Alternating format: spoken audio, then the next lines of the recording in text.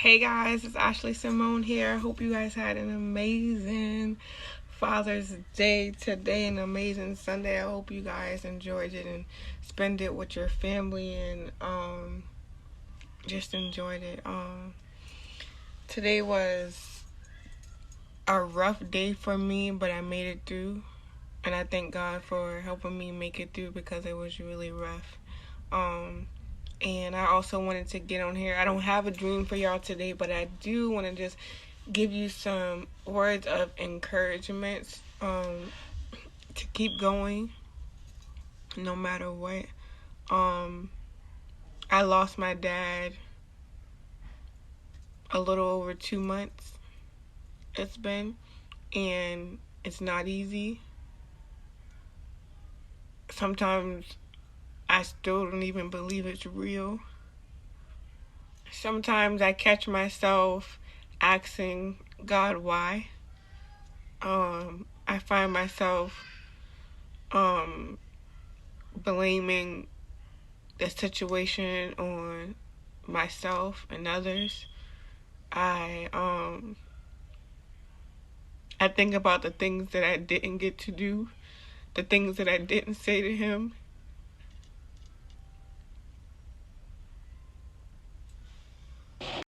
I think about the what ifs. What if I would have done things this way? What if I would have did this? What if I didn't do that? What if I didn't act like this? What if I did act like that?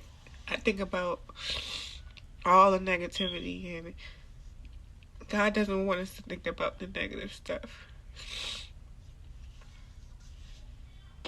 Losing a loved one is tough. It's not easy at all. It's not even, it's something undescribable. But all day, all I could think about was the story of Micah.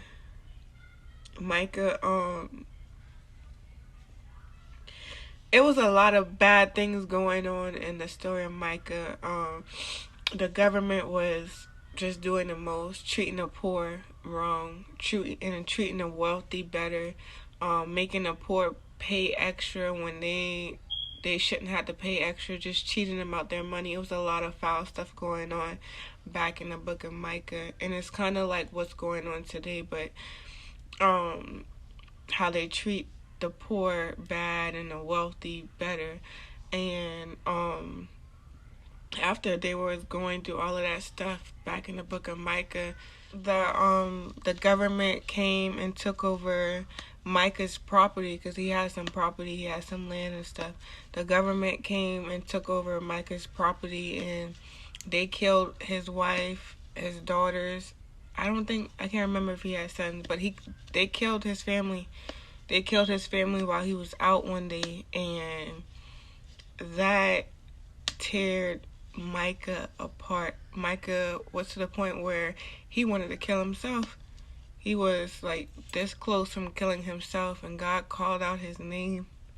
God said, Micah, I know that you're hurting. I know that you don't understand, but I need you to know that your family is with me and they're safe.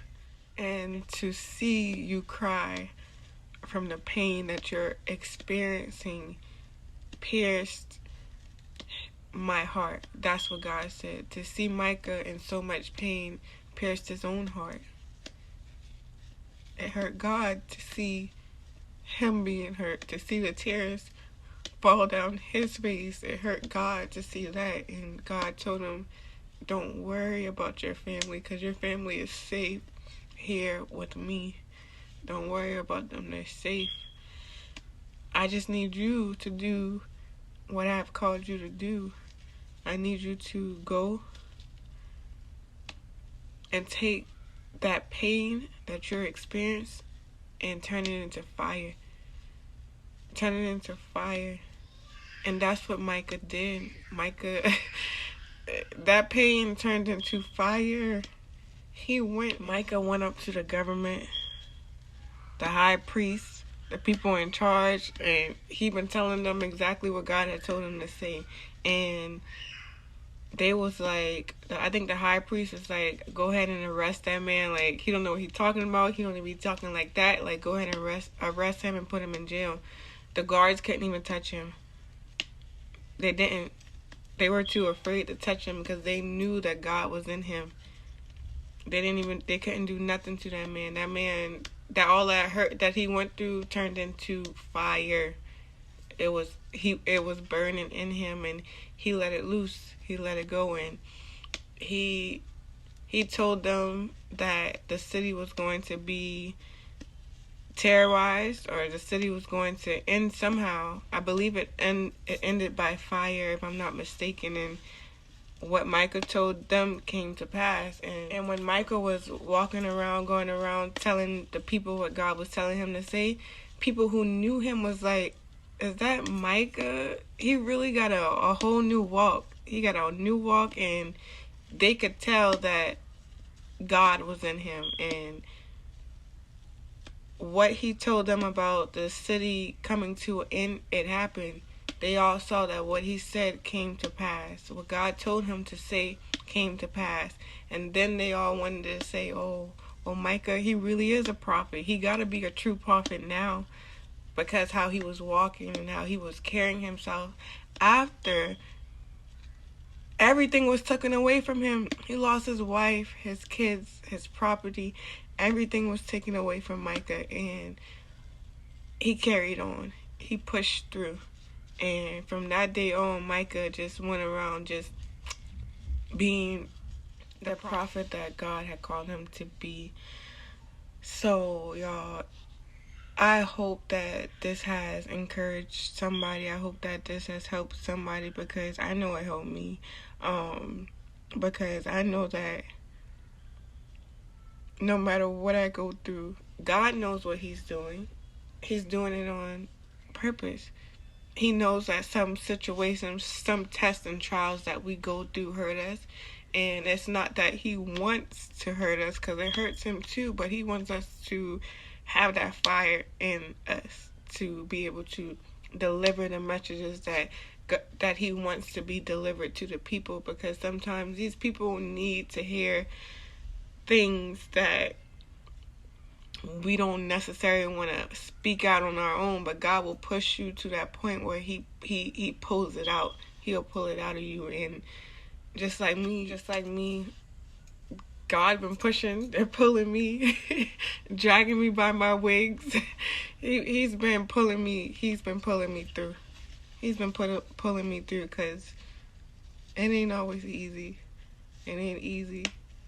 It's not easy to open my mouth all the time and say what it is that he wants me to say. Sometimes people think I'm just crazy, but I'm not crazy. I'm just saying what the Lord has told me to say. And y'all, I pray that this has helped y'all. I love y'all so much, and I am getting out of here because I'm about to enjoy the rest of my night.